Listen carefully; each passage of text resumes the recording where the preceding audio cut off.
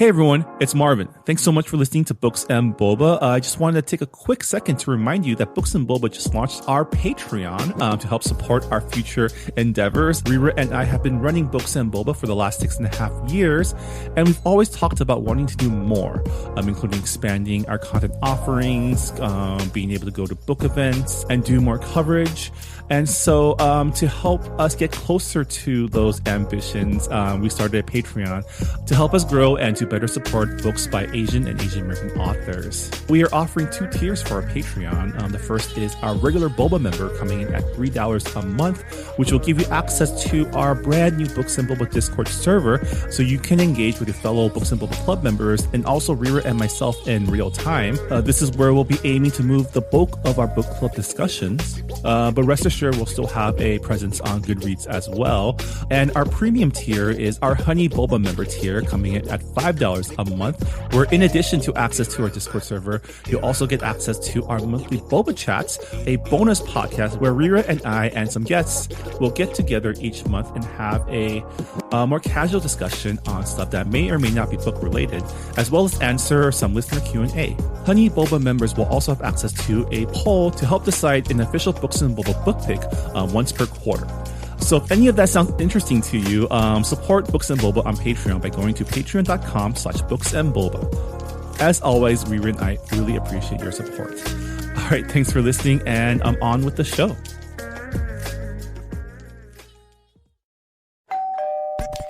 You're listening to Whoa! Potluck.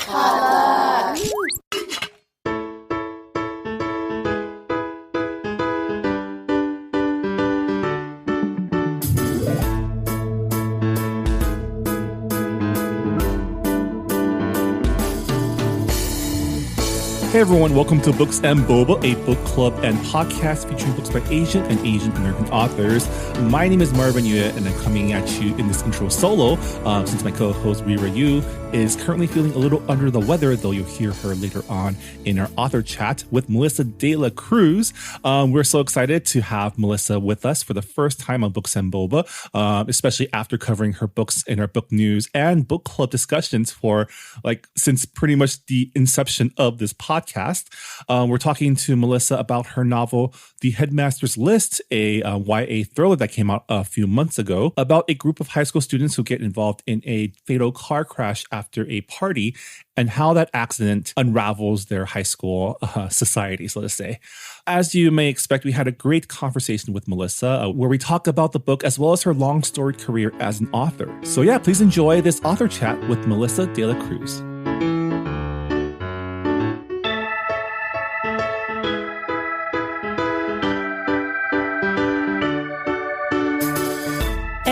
We're here with Melissa de la Cruz, the #1 New York Times bestselling author of various acclaimed books, including Alex and Eliza, the trilogy, Disney's Descendants novels, the Blue Blood series, and the Summer on East End series, as well as the Chronicles of Never After series. Welcome to the show, Melissa. Oh, thanks so much for having me. Yay. So we read Something in Between back when it came out, I think in 2016. And we've been wanting to talk to you ever since then. Oh, that's so nice. I'm around. I'm glad we finally got to connect. Yeah, I feel like every month we go over the latest book publishing news, and there's almost always a Melissa de la Cruz joint in there. So yeah, I feel like it's really cool that we finally get the chance to sit down and talk to you about not only your latest book, but also talk to you about being such a prolific author. I mean, we always love to start off our author chats with asking how you got into writing stories. Sure. I've always wanted to be a writer. I wanted to be a writer since I was a kid. And then I sent my first novel out when I graduated from college. So I was about 22 years old. And it took about 5 years to get published. And I actually sold my third written novel. I wasn't able to sell the first 2, but my third one, I was able to sell to Simon Schuster in 1999. And it was published in 2001. And ever since then, I've been a full-time author. Yeah, and you've written so many books. I think over 50 novels. I think that's what your bio said. And it spans so many genres. You've written for adults, middle grade, young adult, and, you've written for fantasy, contemporary. What is it like juggling so many projects at once?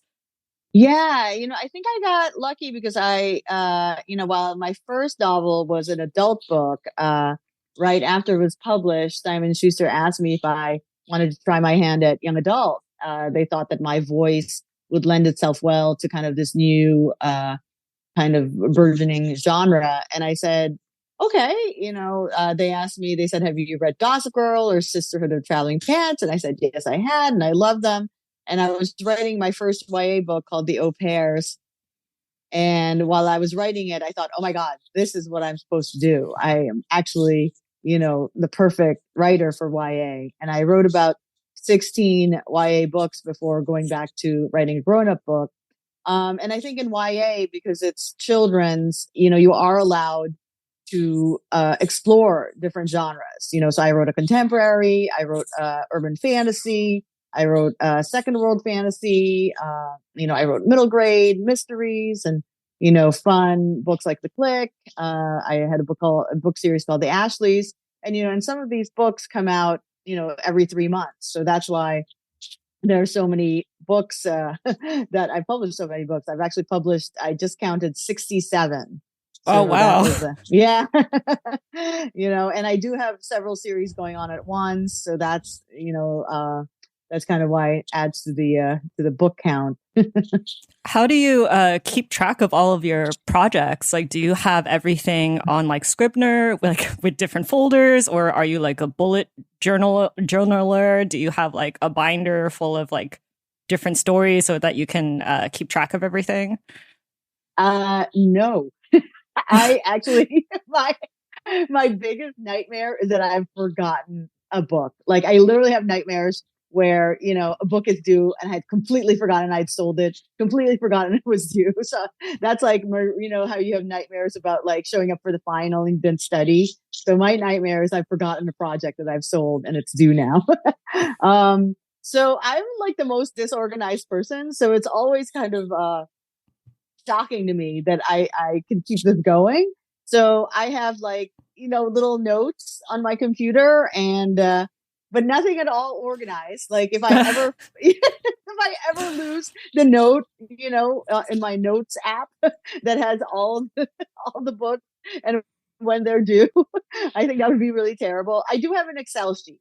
So I have an Excel sheet of, when the projects are due, when the contracts are signed. So I have some kind of a little bit of organization that way, but mostly, I think everything's on my calendar. So I kind of keep, somebody said, making a to-do list is not the way to get things done. Nothing gets done unless it's on the calendar. So I kind of follow that religiously, so I remind myself, what's due and what I have to work on.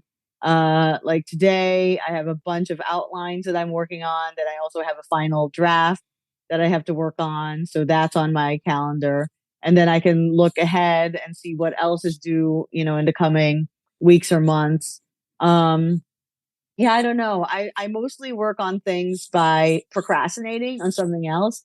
So I always work on the thing that feels the least painful, like the least pressure. So I always work on the book that's not due. And the book that's due is always kind of like hanging there being like, hey, your editor wants this in a week. When are we going to get to me? I feel so represented right now because I am so happy to hear that such a prolific, successful author like Melissa, like me, also has trouble finding one method to keep organized, because I can't tell you how many times at the beginning of the year I say, this is the year I'm going to actually use the planner that I bought. And it never happens. No. Yeah. And also on top of, writing your own books, you launched your own imprint with Disney Publishing. And you're in charge of pretty much recruiting other authors and, producing their stories. So how has that transition been? Yeah, it really took up all my free time. I told my agent he ruined my life, you know, Oh, you have because free time, yeah, because even though you write all those books. yeah, even when I was writing the books, I would always have like a little time to myself. But now I actually do not have any time because in my free time now I run the studio. So, but it's fun. I have a lot of ideas. Ideas have never been a problem for me. I always have a lot more books that I want to write that I don't have time for. So that's kind of why I started the studio. And I had the studio before Disney. I had a small packaging company that my husband and I ran, and then we were basically looking to kind of expand it with a partner, and that's how we ended up at Disney. But yeah, but I have a full team at Disney that's supporting me. So in a way, it's actually it's a lot of work, but not really because I have a lot of hands helping, and it's just not on me to recruit the writers. Disney, definitely has their feelers out, and my agent has his feelers out. And then we just find the right writer with the right idea, and it's all magic. So it's been really fun. I really like working with kind of young debut writers. Even though young is not about the age, it's kind of age of publication. Is more how we see it. So yeah, no, it's been great. It's been really kind of it's been a dream to work with Disney and to be part of their mandate to create more kind of diverse stories, but are also filled with that kind of Disney magic. Yeah, I mean, that reminds me that you've been writing books for a long time now, but in the Yes. grand scheme of like literature, it really hasn't been that long. But since we started this podcast in 2016, we've also noticed that there's been our book news segment has been getting longer and longer like every year, and there's been like a noticeable increase in like the stories that we're announcing, especially in like young reader kid-lit YA space. How have you seen the industry change as someone who's like been there for a long time? Yeah, when I was starting out, when I was querying, so my first book was about three Asian girls who were living in New York City. That was the one that didn't get sold. But I remember when I was querying, the only, kind of commercial Asian American author that I could compare myself to was Amy Tan, and my query letter said, I love Amy Tan. I love the Joy Luck Club. There are a lot more stories in the Asian community. And, it's not just these stories of tragedy or, not getting along with your parents. That's certainly her specific story, but it's not all of our story. So my argument was always like, I would love to see some stories with Asian girls who are from happy families and functioning, relationships with our mothers, and just being, kind of the cool kids, or like the Wakefield twins. I just didn't want to have that burden of having to represent, kind of this tragic background when certainly I was an immigrant, but it wasn't in this full of sorrow. So in that, I think we've really come a long way. And even 10 years ago, I remember at Comic-Con, I would be the only person of color or person of Asian origin on Comic-Con panels. It'd be like five white guys and me, and that was kind of my experience for a long time, even the first 10 years in publishing. And I think in the last 10 years, we've really seen the growth, and it's so great to see so many other stories, being published by Asian American writers, writing fantasy and writing contemporary, or, writing middle grade, yeah. So I think we've definitely come a long way. I think there's a lot more people in power, maybe with budgets that can buy our stories. And I think we've proven that, these stories are something that readers want, that there's a market for them. And certainly there's a hunger for them, which is really great to see, just, learning about other mythologies and other stories. I wrote Blue Bloods, which was a very, rooted in, kind of American foundation, the Mayflower. And I wrote that, as an immigrant, because I love the story of the founding of America. And I was really interested in writing that story. But also back then, I don't think people would have been interested in a book that I'm writing now. I have a book called The Encanto's Daughter, which is coming out next year, which is rooted in Filipino mythology and, Filipino fairies. And, let's see, that's literally 20 years after I started writing Blue Bloods. So it's kind of cool to get to this moment. Yeah. And I mean, authors these days have the benefit of someone like you who's been in the industry for so long as like someone to like model their careers. And I guess I always feel weird going back to this very basic question when talking to Asian American creatives. But like we mentioned, when you started out, it was a very different, environment. How was your support when you were getting into deciding to make writing your career? Were your parents supportive, or did you get support from like friends or colleagues? My parents, were always supportive of my creative endeavors when I was younger. They were both bankers. I come from a family and they're all MBAs. I'm the weird sister. I'm the only artist in the family. But because I was the only creative, but my parents really admired creativity.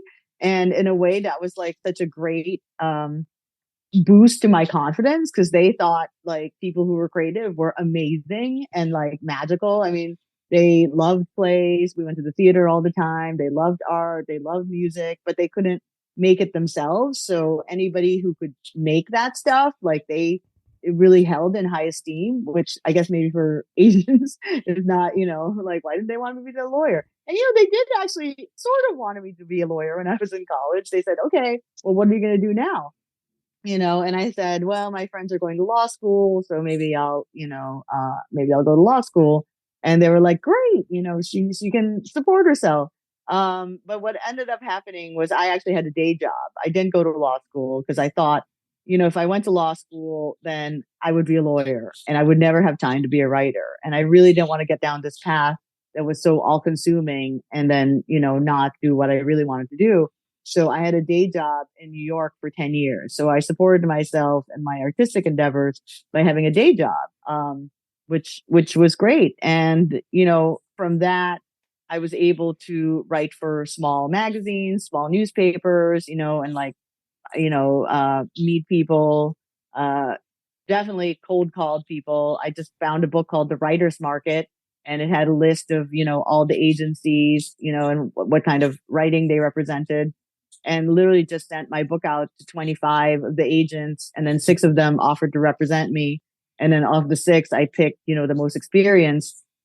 And he was someone he wasn't able to sell the book, but he was able to introduce me to an editor at Simon & Schuster, who then encouraged my career.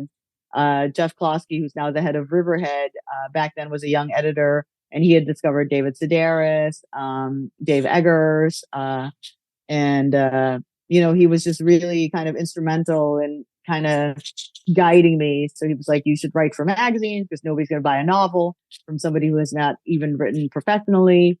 So I thought, okay. So I did that. And then when I was able, when I had my 3rd novel, he turned down the first 2 novels. And then the 3rd one, he really liked, and he actually wanted to bid on it, but because it came out, or at least we sold it before Bridget Jones. So it was kind of seen as this women's fiction. There was a female editor at Simon & Schuster who really, really wanted to do it. So he gave it to Ari.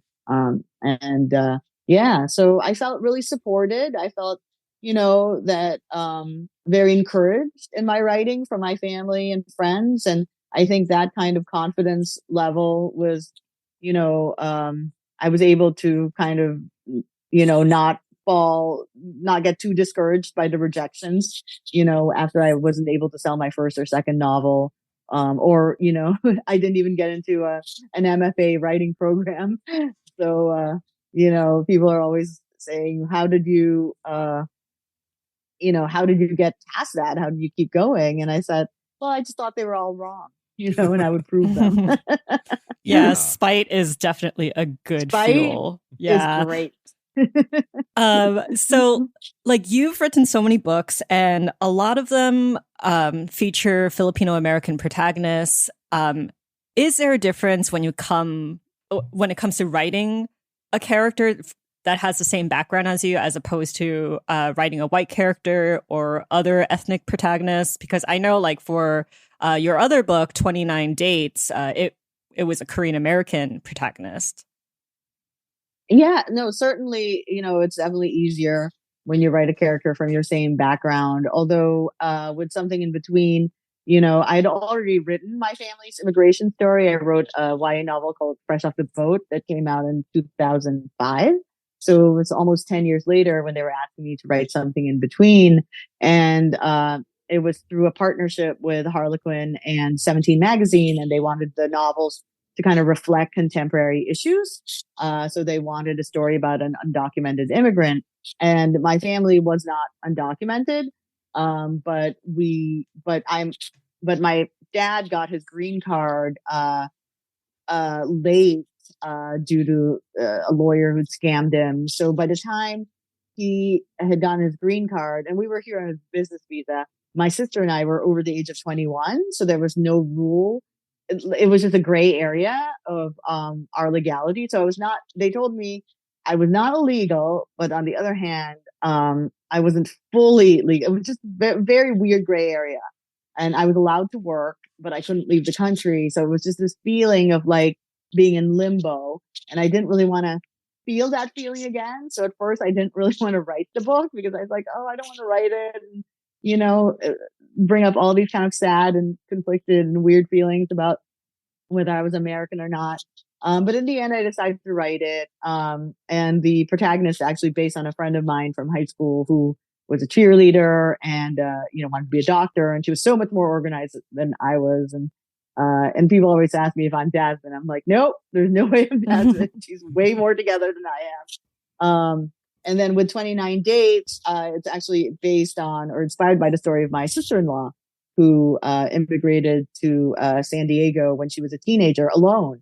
And I thought that was so amazing. And it's a practice in Korean families to send their kids on their own to America, as foreign students, to immigrate that way. And she was here for 2 years before her mom moved over, which I thought was just amazing. And so when I wrote that, Christina, helped me and made sure that everything was, correct, Korean wise. I wanted to make sure that, it felt authentic in that way. And I don't think I would have felt like I could have written that, if she wasn't, making sure, that it was accurate. Yeah, I think writing outside of your own experience, that's something that comes up a lot in publishing, like who has the right to tell which story. But like, we don't really put that standard on, I guess, like on BIPOC authors who write white characters, because like they already like well, I think we all know that, I mean, we grew up reading that, and, white is the default for a person, you know what I mean? So I think it's just different. Yeah, it's definitely different because like white authors, obviously, like they have not lived through like a lot of our own experiences of being a minority in this country. And it's such a wide range of subgenres too, because some of us are immigrants, some of us are first gen, and depending on what ethnic community you are and where you're from in like the States, all of your experiences are going to vary. So absolutely.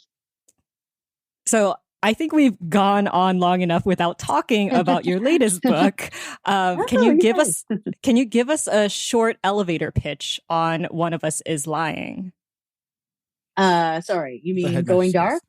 The Headmaster's List. The Headmaster's List. Oh, sorry. Oh, Headmaster's List. Oh, God. One of Us is Lying is Karen McManus's book. She's great. I didn't write it. Also the tagline in your book. That's probably where. Yeah, I was looking at the tagline and then I messed up. Yeah. Yeah, no worries. So the Headmaster's List is a mystery concerning a fatal car crash. So it's set in LA and kind of the private school world. And there are 4 kids in the car, and 3 of them survive, and 1 is dead.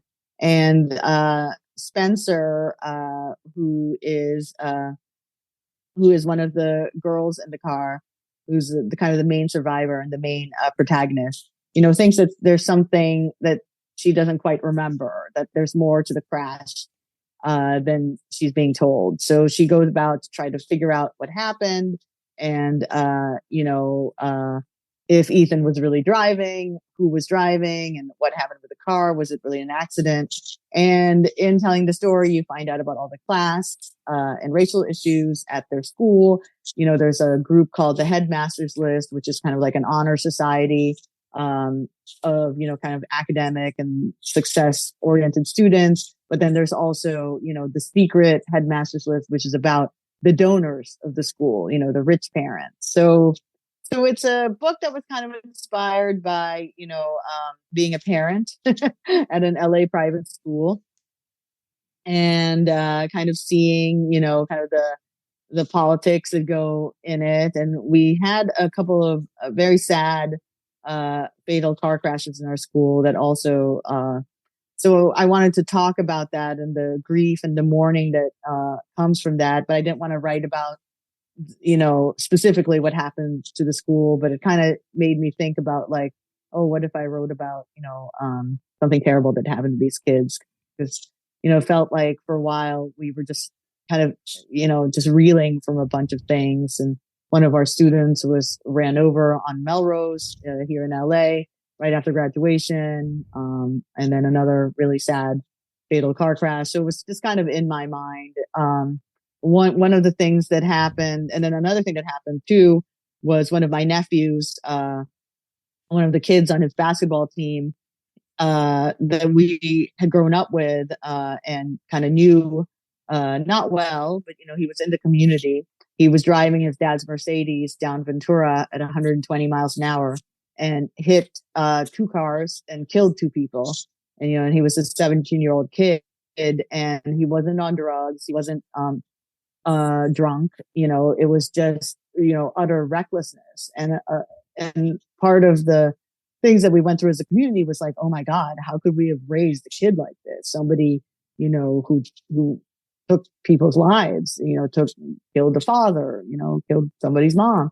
And that really stayed with me. So that was a couple of years ago, and I knew I wanted to write something about that. So the Headmasters List is kind of about all those things. About reckless kids and, terrible rich parents. Yeah, like speaking of terrible rich parents, you're like you said, like your book is set in a private high school for the wealthy in LA. And this isn't your first book that's set in a private high school. And I know that you were a scholarship student at a private high school. Like, did you draw from your own experiences when you were writing Spencer's character? Oh, absolutely. I think there's a line in the book where she says, "I'm just a happy brown face of Armstrong Prep." And, you definitely feel like that because I was a scholarship student. My sister and I were kind of famously the smartest kids at our private school. And it was kind of funny because I just met somebody who remembered us. She was a mom of a friend of a friend. And she said, "Oh my God, you went to convent. Oh my God, you guys were like so famous." And we were, but we were also the ones who were kind of shoved in front as like, oh, look at how great we are. We've given these, smart brown kids an education. And, so you just feel like, I was very privileged to be there, but you also feel like you're like this mascot. And it's just kind of a weird feeling of always being grateful, but then also resentful, because I actually hated my high school. High school was a terrible time, but I loved my teachers and I loved where they got me to go. My college counselor was the one who said, I would really love Columbia, and she was really pushing me to go to Columbia. She probably got me into Columbia with her recommendation. So I can see, how it utterly benefited me and changed my life. But on the other hand, it was so hard to be at a school where you were so different. My classmates, the school was in San Francisco in the Pacific Heights area, one of the most affluent areas in the city, and we were commuting in, my friend, and my classmates, were the ones walking up and down the hill, they just lived down the street, so it was just this kind of disconnect. And, it wasn't the nicest group of kids, and maybe it was, and high school is a hard time to move. Everybody matures and becomes, kinder, I would say. But back then it was pretty brutal. I wouldn't wish it on my enemy. We mentioned social media briefly, and I just want to like talk about how interesting it is that you came out with another thriller about like a month or 2 months before Headmaster's List. It's called Go Dark, and it's Going about Dark. Going Dark. It's and it's about an influencer who vanishes after going on vacation with her boyfriend. I just thought it was interesting how you have two books that are thrillers that have people who are pretty much solving mysteries through social media. Where did that inspiration come from? And was it really hard to, I guess, like outline both of these books at the same time? No, I didn't work on them at the same time. They came out at the same time, but I had written Headmaster's List, and that book, like I said, was on my mind for several years before I wrote it. So that was like a very old project. And Going Dark was written really quickly. I had gotten this idea for it, and we sold it quickly. I think from idea to publication, it was just several months and not several years. So it was kind of weird that they came out at the same time. That's Going Dark publishing for you. yeah, is a new adult book. So it's not technically a YA. And so we were like, oh, well, so that's why. And it came out. So I wrote it actually after, but it came out first. So, who knows? Yeah, I wanted to write about, Going Dark was a little bit inspired by the Gabby Petito story. I was just so shocked at how much level of detail I knew about that case. Like the media was just relentless and just overwhelming, and just, every part of her life and that case and the relationship, the timeline, we knew, like, there was so much attention and so much detail. And that really struck me, seeing that versus, learning about other women and women of color who had gone missing. And we didn't know anything about them. We didn't know anything about, how they went missing, or, anything about their lives, who even the suspect would be. So it just really just, kind of landed in a way to me that made me very angry. Like, why are some cases, given so much of a spotlight and some completely ignored? So I wanted to write about that. And it was also inspired by a family that I knew, because so Amelia is the influencer who goes missing, and she presents as a white girl. She's blonde and has Western features. And then there's, we find out there's another girl who went missing who is Asian. And there was a family. I'm probably kind of spoiling the book a little, but there's a family that I knew my friend was, and they were half Chinese and half Spanish. And one of the sisters was very white looking. She was very mestiza. She had blonde hair, very light skin and green eyes. And her sister was very Asian looking. She had black hair, dark eyes. And, they would always laugh that people didn't know that they were sisters, but they looked so different. And so I think if I didn't know that family, I would not have been able to write the book, because to me, that was like, it's a huge part of the mystery. So, yeah. Yeah, like with social media, it's very funny because you can timeline everything, and you see Spencer and Jackson do just that. They're going through all of their classmates, like Snapchats and Instagrams. And I was like, wow, what a strange world that we live in, that we can just like track everyone's movements. Yeah. and just like discover things about themselves. Yeah. I mean, my kid told me about the Snap map, the Snapchat map, where you can see where your friends are and if they're hanging out without you. I mean, in real time, you can see it. And I said, stuff is just so wrong, I mean, that is so hard on kids. There's just all this information that people really should not have. I don't think it's good for anybody's mental health, and, you, as the person sitting in your room, and then you see three of your friends, out at the mall or something, that can't feel good, and it's going to happen to everybody, because like inevitably somebody's not going to be invited to something. and that's just life. But now it's like in your face. Whereas, before we wouldn't know that our friends were hanging out. Yeah, before it's like if your friend flakes on you, you believe Yes. them for maybe like a week. But now it's Yeah. like, oh, you were at this other party or you were hanging out with this Exactly. other person. You Yeah. canceled on me. Yeah. Exactly. Yeah. But one of my favorite things about the Headmasters List, and I think this is because like we're also a podcast, there were transcripts from a true crime podcast run by a fellow Armstrong prep student. And I just thought it was a very clever way to weave in the exposition. Where did that idea come from? And do you also listen to any true crime podcasts? I actually don't listen to true crime podcasts.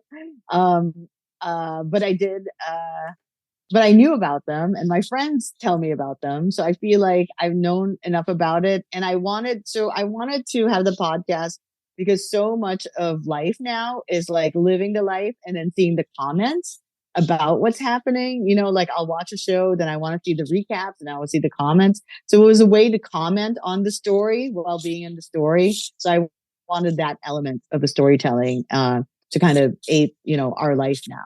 Yeah, like with Peyton, the host of the podcast, Stay Salty. Mm-hmm. I was just like, wow, this kid like really is a professional podcaster. It like has sponsors, has merch. I was like, wow, and only a high schooler. It's like, wow, like they're probably doing a better job than we are. So I thought it was like very interesting. Yeah, like I was really like you got the cadence of like the podcast banter down, and I love that you explore not only like the presence of like true crime podcasts, true crime media, but also like the exploitative nature of those shows as well. Like how much research did you do into, like, did you listen to a lot of these shows before like writing your version of it? So I like to read. So I read podcast transcripts. But really, I just kind of made it up. I just kind of like, I wanted it to be having kind of this gossipy tone. And a couple of my friends were gossip columnists, back in the day. So I kind of imagined them as podcast hosts. And, at first I actually wrote it, and they were adults, but then they were obsessed with these high school kids. So my editor found it a little creepy. And she was like, what if they're like high school kids and they're in high school also? I said, oh, right. That makes more sense. It is kind of creepy if you have these two kind of middle-aged ladies talking about these high school kids. So yeah. I actually listened to your book through an audiobook, and the way that they produced it was they actually produced those podcast segments like podcasts with like different voice actors and background music. Did you have any input on that, or was that all like the audiobook producers? Yeah, no, they got really excited to do it that way. They told me they were going to do that. I thought, oh, that's so cool. So yeah, no, that was them bringing their own creativity to it. So I was really excited about that. Yeah, I mean, Marvin briefly mentioned how like these true crime content creators can really like take advantage of other people's sufferings, I guess.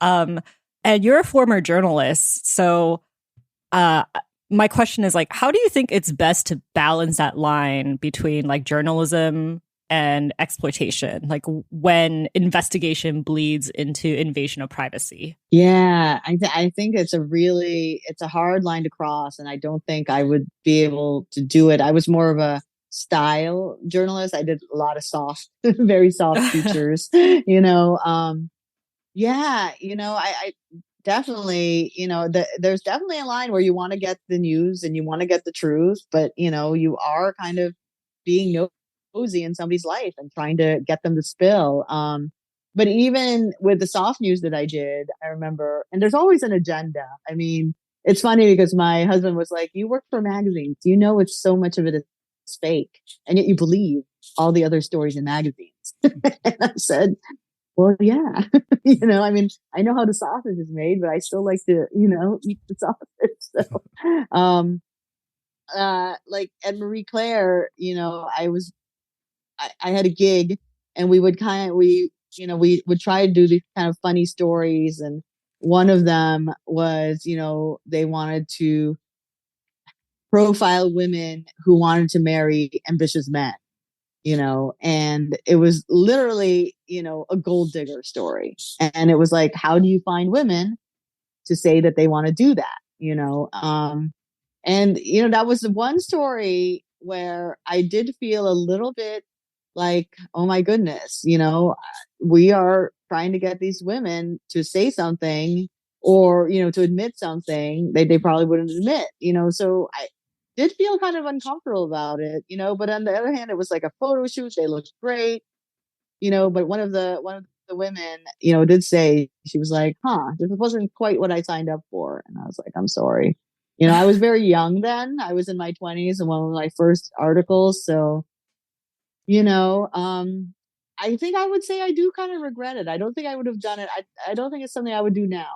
Yeah, I think it's a lot harder now considering that Mm-hmm. there's so many layoffs and there's like this pressure for people to like make clickbaits and sensationalize a lot of news. Mm-hmm. Yeah, but moving on, Ripley was probably the most arguably the best character in this book, or at least like Everybody the most loves adorable character in this book. Mm-hmm. How much research did you do on service dogs and like their effect on people with PTSD?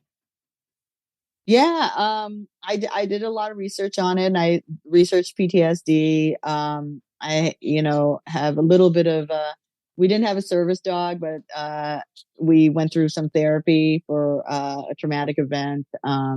And yeah, so I knew about that part of it. And I love dogs anyway. So yeah, I didn't need a service dog, but I knew about what they, how they help people. So yeah, I wanted to make sure it was accurate too. Was there any part of your research that, really surprised you? Like, for example, like I thought, like, I'm not an expert on traffic laws or just like how car accident cases work. So like, was there anything surprising in your research that you were like, oh, I didn't know that this was a thing? No, I had to make sure that, it all made sense legally. And I have a friend who's a prosecutor in a DA's office, and he helps me with those things. So so I kind of send him the book and mark all the kind of legal issues, and he says, yep, yep, or nope. So, one of the things that I had to make sure, like, because if anybody's at all inebriated or above the limit, there's not even a case at all. Like it doesn't even go to trial. Like if your blood alcohol level is more than the legal limit, like you're guilty. Like there's no trial. So I had to make sure that that was factored in and that was part of the plot. So yeah, I go back and like go over all the plot holes. Yeah, I mean, it's the legal aspects of it is definitely like a big it's a big plot. It's what puts a deadline on Spencer and Jackson's investigation. So yes, the fact that you consulted a district attorney doesn't like it makes total sense to me. And also like it sounds a little bit scary because it's like if you got it wrong, you would have to figure out like the timeline and rewrite your entire plot. Exactly. No, that was one of my nightmares. I was like, make sure that all makes sense, And that was one of the things that I was like really watching as the book went through, the editing stages. Yeah, I'm sure this is like the result of your many years of experience writing books, but I thought that your thriller mystery was so well paced. You give us red herrings, you give us betrayals, you give us like just it was such a page turner. And I want to ask, like, in terms of when you're plotting out a mystery thriller like this, like what do you keep in mind to like keep the action moving? Yeah, I outline everything, so I kind of know things in advance. But so I did have an ending, but I actually changed the ending. So when the book came back to me, so I wrote it, I turned it in, I worked on other things, And then when it came back to me, I was able to read it with fresh eyes. Like you really need some time away from your book to almost read it like a reader. So I was reading it and I was like, and then so anything that was boring, I tightened or I cut. Like kind of at the final read, you are looking at that pacing, and the ending just didn't sit well with me. I really felt like I could do better, so I actually rewrote the ending at the very end, and I told my editor, it just doesn't feel like exciting enough. So I came up with another ending, which I liked a lot better. So yeah. So sometimes the book comes at the end, I mean, the very end, like right before we were going to production. Yeah, well, I mean, I'll say your ending is very exciting, and I've never felt so betrayed in my life. So, okay, good. Speaking of changes, was the title always Headmaster's List, or did you have a different title? Oh yeah, no, that was the title. And the funny thing is, my first stab at this project was I was going to write it as from the point of view of the parents. So I wanted to do kind of like a Big Little Lies version of this. But then when I was writing it, I realized that I write mostly for teens, and I actually write about teens, and the camera was in the wrong place. So I scrapped that version and then wrote this one. But it was always called The Headmaster's List, which is what the honor roll is called at my kids' high school. So, but it's fictional. Yeah. So as we come to the end of our conversation again, so such an honor to speak with you, Melissa. Let's not wait another 6 years to talk. Like let's. Yes. I have many books coming out. Yeah. I mean, is there anything you can talk? What's next? I know you probably have like so many irons in the fire, but what's coming up soon for you? Well, actually this week I have a new fairy tale retelling that's out. It's called Snow and Poison. And it is inspired by the real stories behind the Snow White mythology. So it's set in 17th century Bavaria, where it's based. The Snow White story is based on two kind of historical figures. One was a duchess in Bavaria who was poisoned by the King of Spain because his son was in love with her, but he didn't want his son to marry her. He wanted his son to marry the English princess. So that's one part of the story. And then the other historical figure that is in Snow White, that inspired Snow White, there was a duchess in Bavaria who was said to be a witch who would talk to her mirror. So that's where those two kind of legends kind of came together and gave us the Snow White fairy tale. So this is kind of a historical Snow White story. Wow. It sounds completely like my jam because I love I love fairy tales. I love fairy tale retellings, and I love just like historical fiction as well. So it sounds like it has so many things that I love. So I'm very excited. Awesome. Nothing like some European monarchy intrigue to get your blood going. Yes. Well, Melissa, thank you so much for joining us on Books and Boba. And we hope to speak to you again soon. Thank you so much for having me. Thank you. It was a pleasure. And that was our author chat with Melissa de la Cruz. Her book, The Headmaster's List, among others, can be found now at booksellers everywhere, including the Books and Boba bookshop. As always, you can find all the books that we discuss on our podcast in our online bookstore, where any purchase will not only help your local bookstores, but also us here at Books and Boba. And another great way to support us is to join our new Patreon, which we launched about a month ago. Your support is greatly appreciated and will help us grow our Books and Boba coverage so we can do more to support books by Asian and Asian American authors. As a Patreon supporter, you'll have access to our brand new Books and Boba Discord, where you can chat with your fellow club members about all sorts of topics. And if you support us at the Honey Boba member level, you'll also get access to our special Boba Chat episodes. This month's Boba Chats will feature some of the audio we captured at the Festival of AAPI Books that took place last weekend in Long Beach that Rira and I attended. To support our Patreon, you can go to patreon.com/booksandboba. And so before we go, just a quick reminder that our May 2023 book club pick is The Fortunes of Jaded Women by Carolyn Huynh, a story about a family of Vietnamese American women and the family curse they need to overcome to find happiness. By all accounts, it's a great book, and I can't wait to discuss it with you all on Goodreads, on Discord, and for our end of month discussion episode. And that's it. A huge thank you to Melissa De La Cruz for being on our show. We were so happy to get her finally after so many years of covering her books. And thank you all for listening in as well. We'll be back next week with our May mid-month check-in, going over the latest Asian American book and publishing news. So until then, I hope you all have a great latter half of Asian Pacific American Heritage Month. And we'll see you all next time. Bye, everybody. Thanks for listening to Books and Boba. This podcast was hosted by Marvin Yue and Rira Yu and edited and produced by Marvin Yue. Follow the book club on Twitter and Instagram by going to @BooksandBoba and engage with us on Goodreads on our Goodreads group. You can also check out past episodes of the podcast by going to booksandboba.com and by subscribing to us on your favorite podcast app. Don't forget, you can support Books and Boba and Asian American authors by purchasing books at our bookshop.org account. Check out the link in our show notes and also at booksandboba.com.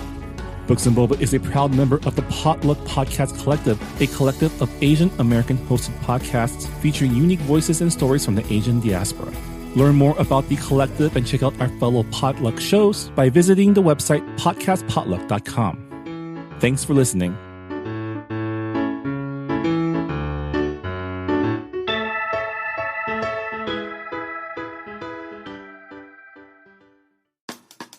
Hey Ryan, what's black and white and red all over? I don't know, Raman. Two nuns having a chainsaw fight? Dude, inappropriate. Come on, man. This is supposed to be a podcast promo for our secret underground podcast, Quarantine Comics. Oh, yes. Quarantine Comics, the weekly comic book club where I, ace reporter Ryan Joe, And I, mild-mannered Raman Sentinel, team up to discuss some of comics' greatest works. or just some really cool comics that we've been wanting to read. From Alan Moore to Uzumaki, From Arrakis to Zendaya, from Adrian Tomine to Jean Lun Yang. you might not have heard of half the stuff that we're reading. Or the other half is just pop culture superhero stuff. They could just read the books with us, Ryan. Yes, they could do that, but you could also just send us money. No, Ryan, that's not how passion podcast projects work. Why in the hell are we even doing this?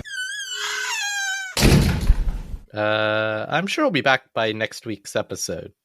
So, tune in each week to Quarantine Comics. That's QTDcomics.com. Set phasers to fun.